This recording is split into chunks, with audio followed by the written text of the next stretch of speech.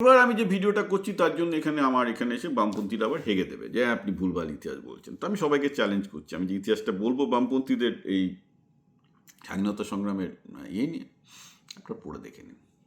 দেখুন, বামপন্থীরা অর্থাৎ তখন সিপিআই ছিল, কমিউনিস্ট পার্টি অফ ইন্ডিয়া, 1922-তে তৈরি হলো, সবই মস্কোর ছাতায়। ঠিক আছে, মস্কো যা বলবে, মস্কো যদি বলে এদিকে তাকাও, ডানে মোড় ডানে মোড়, বাঁয়ে মোড় বাঁয়ে মোড়, এই যা করার করবে, অ্যাকচুয়ালি মস্কোর কথা ছাড়া চলবে না। মস্কো মানে স্ট্যালিনের কথা ছাড়া চলবে না। And this has been A problem, big time problem for Indian communist party.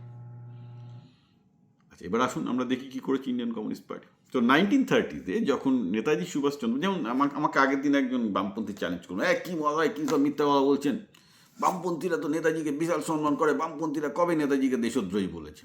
আরে বাবা, 1941 থেকে 45 পর্যন্ত সিপিআইয়ের পত্রিকার নাম ছিল পিপুলস ওয়ার। পিপুল ওয়ারে প্রতিদিন নেতাজিকে নিয়ে প্রতিটা ইস্যুতে নেতাজিকে নিয়ে কার্টুন করা হয়েছে, নেতাজির নামে তাকে গদ্দার বলা হয়েছে, দেশদ্রোহী বলা হয়েছে, তেজর কুকুর বলা হয়েছে। কি বলা হয়নি বরং আপনি আমাকে বলুন, সেটা অন্য ব্যাপার। এবার আমরা আসছি যে কী করে এটা হলো। এবং ভারত ছাড়ো আন্দোলনে কমিউনিস্টরা ব্রিটিশদের সাথে ছিল, মিলিয়ে নিন। এবং পরবর্তীকালে তার জন্য সিপিআই ক্ষমাও চেয়েছে, এগুলো মিলিয়ে নিন। এবং পাকিস্তানের দাবির পক্ষেও কিন্তু কমিউনিস্টরা ছিল, 100% ছিল, মিলিয়ে নিন। ঠিক আছে, জাস্ট একটু পড়াশোনা করুন। আমি জানি যে আপনি বামপন্থী হয়েছেন, তার কারণ আপনি পড়াশোনা করেন না। ইতিহাস নিয়ে কেউ পড়লে, বামপন্থীদের ইতিহাস নিয়ে কেউ পড়লে, বিশেষত ভারতে কমিউনিস্টদের ইতিহাস নিয়ে পড়লে কেউ কমিউনিস্ট হবে না। আমি সেই জন্যই সবাইকে বলি যে যারা কমিউনিস্ট হতে চান তারা আগে ভারতের কমিউনিস্ট পার্টির ইতিহাসটা আজকালকার এআইয়ের যুগে সব জায়গা থেকে একটু খোঁজ নিয়ে জেনে নিন, বা কমিউনিস্ট পার্টির ইতিহাস সোভিয়েত ইউনিয়নে একটু জেনে নিন। আপনার মানে কমিউনিজমের ভূত সারানোর একটাই উপায়, কমিউনিস্টদের সম্বন্ধে এবং কমিউনিস্ট পার্টির ইতিহাস পড়ে নিন নিরপেক্ষ জায়গা থেকে, ব্যাস ভূত চলে যাবে, সোজা কথা। কি হলো 1930-তে? নেতাজি এবং নেহেরু নতুন নেতা হিসেবে উঠেলেন কংগ্রেসে, তারা বামপন্থী নেতা। তখন পিপুলস ওয়ার অর্থাৎ সিপিআই বললো যে খুব ভালো ব্যাপার, কংগ্রেসের সোশ্যালিস্ট নেতা আসছে। এতদিন তারা খুব একটা সাপোর্ট করতেন না, কারণ তারাও বলছেন কিন্তু একদম মুসলিম লীগের সাথে তাল মিলিয়ে যে কংগ্রেস হচ্ছে বর্ণ হিন্দুদের অর্গানাইজেশন, কংগ্রেসের সাথে আমরা নেই। কংগ্রেসের উপনিবেশ বিরোধী যে আন্দোলন, সেটা কিছু বর্ণ হিন্দুদের আন্দোলন, এবং তার সাথে আমরা নেই। এটা হচ্ছে 1930 পর্যন্ত কমিউনিস্ট পার্টি স্ট্যান্ড। কিন্তু তারপর যখন নেতাজি এবং নেহেরু কংগ্রেসের মধ্যে সোশ্যালিজম আনলেন, তখন একটু কংগ্রেসের সাথে সিপিআইয়ের কাছাকাছি আসা হচ্ছে।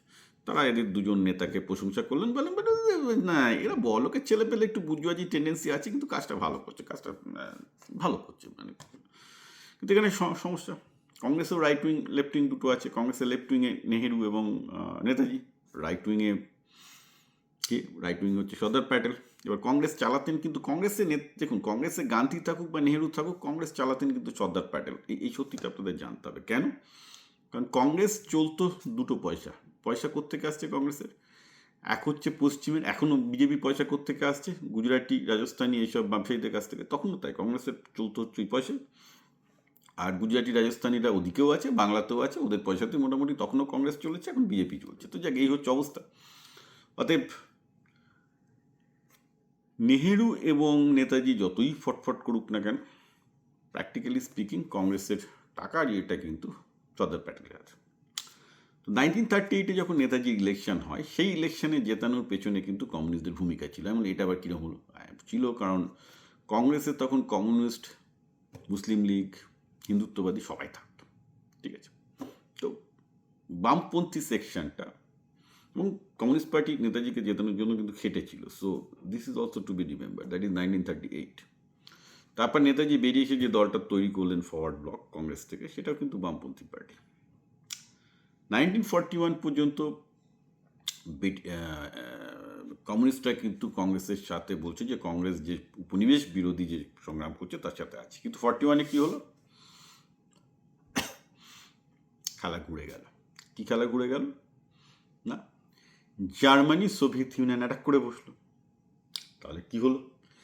জার্মানি যখন সোভিয়েত ইউনিয়ন অ্যাটাক করছে, তখন ব্রিটিশ এবং সোভিয়েত ইউনিয়নের প্যাক্ট হয়ে গেল। ব্রিটিশ, সোভিয়েত ইউনিয়ন এবং আমেরিকা একসাথে যুদ্ধ করছে, রাইট? তাহলে ব্রিটিশদের বিরুদ্ধে কী করে কমিউনিস্টরা যুদ্ধ করবে? তখন স্ট্যালিন সরাসরি বললেন যে না, মানে আমি আবার বলেছি, মানে মস্কো ডান দিকে ঘুরতে বলে বাঁ দিকে ঘুরতে হলে বাঁ দিকে ঘুরতে হবে। এই হচ্ছে ভারতের সিপিআইয়ের পজিশন।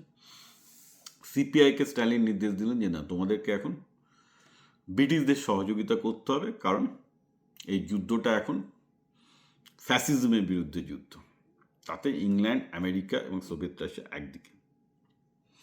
অর্থাৎ সোজা কথায় স্ট্যালিন বললেন যে এখন কমিউনিস্ট পার্টি অফ ইন্ডিয়াকে প্রভুভক্ত ব্রিটিশ হয়ে যেতে হবে। দ্যাট ইজ 1941, অপারেশন বারবাদুলা, জুন মাস 1941। ফলে কমিউনিস্ট পার্টি 180 ডিগ্রি ভল্ট খেলো। যারা আগে ব্রিটিশদের সমালোচনা করতো, ব্রিটিশ বিরোধী আন্দোলনে কংগ্রেসের সাথে ছিল, ভল্ট খেয়ে ঘুরে গেল, এবং 1945 পর্যন্ত তাই হবে। যার জন্য ব্রিটিশ যখন নেতাজি যখন হিটলারের সাথে আছেন, অর্থাৎ নাজি কোলাবোরেটর, তারপর তিনি জাপানিজ কোলাবোরেটর, নেতাজিকে কি গালাগাল দিয়েছে 4 বছর ধরে পিপুলস ওয়ারে, একটু আধটু নয়, প্রতিটা সংখ্যায় গালাগাল দেওয়া হয়েছে। দেশদ্রোহী, কুইন্সলিং, ফ্যাসিস্ট, হ্যান ত্যান, এমন কোনো বিশেষণ নেই যে বিশেষণে CPI, communist party of India, নেতাজিকে ডাকেনি। আবার 1945-এ যখন আজাদ হিন্দ ফৌজ জনপ্রিয় হচ্ছে ভারতে, বিকজ আজাদ হিন্দ ফৌজের বিচারটা খুব জনপ্রিয় হলো, তখন কংগ্রেসও দেখা যাচ্ছে নেতাজির গুণগান গাইছে। আবার হঠাৎ করে বামপন্থীরাও নেতাজির গুণগান গাওয়া শুরু করলো। কারণ কি, তখন গোটা দেশের জনগণের একটা ঝড় উঠেছে আজাদ হিন্দ ফৌজের পক্ষে, নেতাজির পক্ষে। এই হচ্ছে ইতিহাস, বামপন্থীদের ইতিহাস, যে তারা কি করেছেন।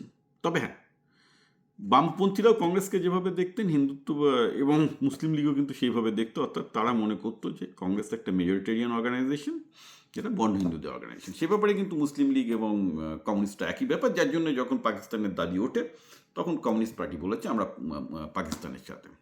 যদিও তারা পাকিস্তানে থাকতে পারেননি, সেটা অন্য প্রবলেম, কারণ পাকিস্তান মানে মোটামুটি স্বাধীন হওয়ার 2 দিন বাদে বুঝতে তো পারছেন পাকিস্তান ছিল হচ্ছে আমেরিকার তৈরি হওয়া একটা রাষ্ট্র। ফলে যা হয়, মানে গাধা তো কমিউনিস্টগুলো এটুকু বোঝেনি যে পাকিস্তান একটা আমেরিকার চাল আর কি। ফলে মানে পাকিস্তান তৈরি হওয়ার মোটামুটি 2 বছরের মধ্যে কমরেডদের পাকিস্তানে এমন পেটানো পিটিয়েছে না, মানে মহিলা পুরুষ কমরেড, মহিলা কমরেড ছিল ইলামিত্র, মানে মেরে এমন রেখে দিয়েছিল 3 বছর সে একদম হসপিটালাইজ ছিল আর কি, ঠিক আছে। প্রত্যেকটা কমিউনিস্টকে পাকিস্তানে এবং বাংলাদেশে, মানে পূর্ব পাকিস্তানে এমন পেটানো হয়। হ্যাঁ, মানে এই হচ্ছে কমিউনিস্ট যারা পাকিস্তান চেয়েছিল। এটুকু বোঝেনি যে পাকিস্তান ছিল অ্যাকচুয়ালি একটা আমেরিকা এবং ব্রিটেনের চাল, মেরে সব ভারতে পাঠিয়ে দেয়।